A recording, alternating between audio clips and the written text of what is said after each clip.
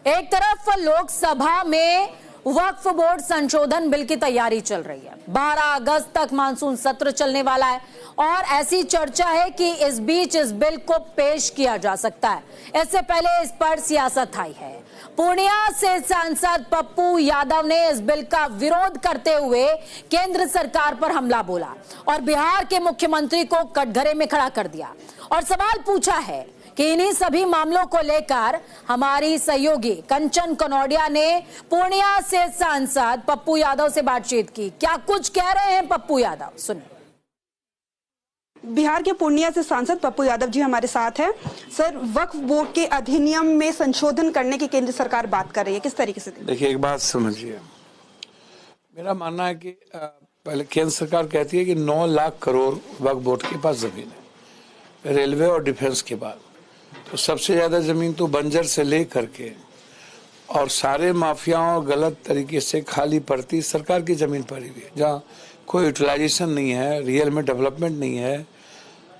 तो सरकार जो वक्फ बोर्ड की जमीन है, ये दान दी हुई जमीन है, जहाँ पर कई तरह की क्रिएटिविटी है, इंफ्रास्ट्रक्चर है, वहाँ पर लोगों के अवेयरनेस से लेकर के सामाजिक, सांस्कृतिक, शैक्षणिक लगातार काम हो रहा है। हमारे बिहार में तो वक्फ बोर्ड पर बहुत ज़्यादा काम नीतीश कुमार जी ने किया।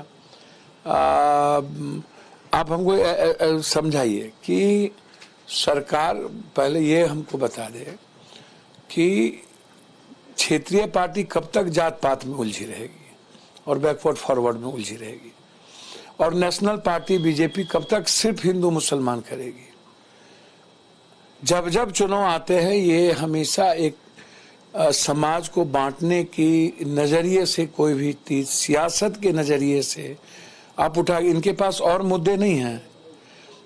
नीड्स का मुद्दा है, बच्चे के मुद्दे हैं, एजुकेशन का मुद्दा है, यूपीएससी का मुद्दा है, फार्मिंग का मुद्दा है, एमएसपी का मुद्दा है, महिला सुरक्षा का मुद्दा है, अभी जो एसटी एससी का लेकर के जो सुप्रीम कोर्ट का आया वो मुद्दे हैं, 67% आरक्षण जो खत्म कर दिया गया वो मुद्दे हैं।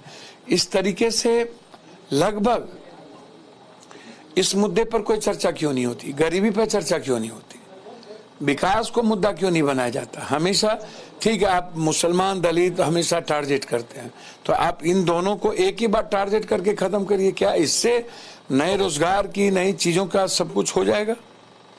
तो आप जब भी कोई बात इश्यूज होता है उसको सेंटीमेंट से गाइड करते हैं, उसको बिल्कुल एक्सप्लॉयटेशन, पॉलिटिकल शोषण कैसे हम कर सकते हो लोगों के।